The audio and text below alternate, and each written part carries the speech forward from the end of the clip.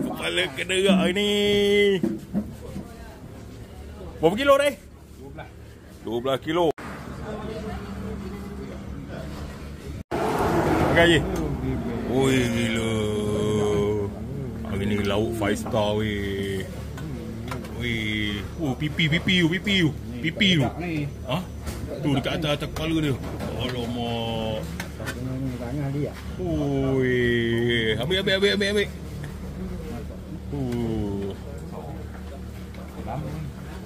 Berapa kilo tu dah kepala kenerak ni? 12 kilo. Weh, lauk 5 star hari ni. Gulai tepoyak kepala kenerak. Kenerak 12 kilo tu. Oh, insang tu. Weh. Mulalah. Weh. Memang dah. Jadi ngamuk kawan. Memang suruh terkena boh dia.